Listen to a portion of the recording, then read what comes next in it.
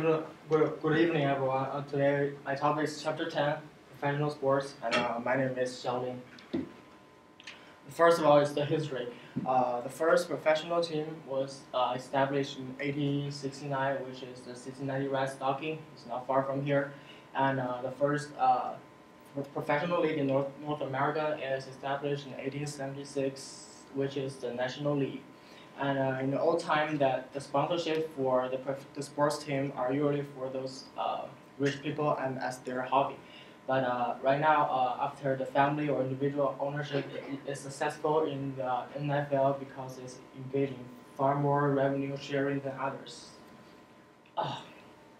The ownership role, if you want to get ownership for a sports team, you have to ask for permission from the league, and after it's approved, you can get ownership about that team. Right after you get the ownership, you will get several rights. Those are called franchise rights, such as one of those franchise rights are the territory rights, which limited the competitor's franchise from moving into another team's territory. And another right is the cross ownership, is that the team is owned by multiple ownership. But in 1997, the NFL banned this policy, so the cross ownership does not exist anymore. For the commissioner and the labor relationship, the role of the commissioner in professional sports league has evolved over time. There's a scandal called the Black Sox scandal. It's that the 6 Chicago White Sox players tried to fix the World Series, and that made the public really angry. So after that, the judge Kennesaw Mountain Landis was appointed as the first professional sports league commissioner. And for the labor relationship, the man John Montgomery Ward, he established the first Players Association in 1885. It is called Professional Baseball Players. The purpose for them to get this association is they want to fight for the reserve system, which under this system, the players, the owner really gave the players low salaries and and something like that.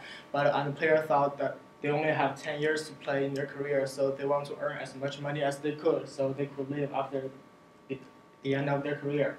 So after that, a collective bargain agreement is occurred, so that the players have the right to bargain with the league, with their team. And last, the individual professional sport generally exists around a professional tour of events, meets, or matches. And the first OSU Open was held in 1895, which is the golf tournament. And the top purpose for it is to let more audience to know about golf and live golf. For the industrial format, there are many categories among the professional sports, such as associated football like FIFA, American and Canadian football, NFL, auto racing, FIA or NASCAR, so basketball, NBA, and there's also a lot of other kind like bowling, boxing, golf, etc., etc. And because myself is from China, and I want to introduce some different type about professional sports in China. The first one is the CBA, China Basketball Association, with a great league, and it comes out a lot of great players like Yao Ming and Yi Jianlian. The second one is the China Super League, which is a football league. Although the China do not have a high-level football, but the fans are really crazy, and they really hope the national team could get in the World Cup. And the third and fourth one are table tennis and volleyball. Those are really famous because China has a really high level in those two kind of sports, so it's kind of famous. For the current challenge for the professional sport, I think there's two categories. The first one is some people think that the professional athletes do not deserve what they earn. They are earning too much money, but the only thing they do is play sports. They got paid too much, and besides there are like 7 or 8 digit salaries annual. They got a lot of pay from the advertisement. such as like D-Rose got a huge contract with Adidas, and so did James and Kobe. So this is one aspect. And the other one is the professional athletic crime. Once athletes commit a crime, it will be a dilemma for the coach to decide whether let him to stay playing or just stay on the bench. And this will also affect the audience. Like they do not willing to pay money to watch those criminal athletes to play sports, so it's kind of will lower their income. So there's two current challenges.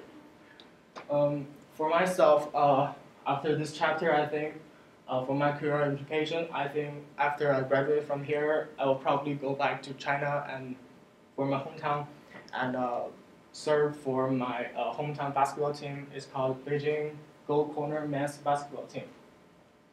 And one of the former NBA players, Ch.10 Xiao, is currently playing for this team. So hopefully I can join this team after I graduate.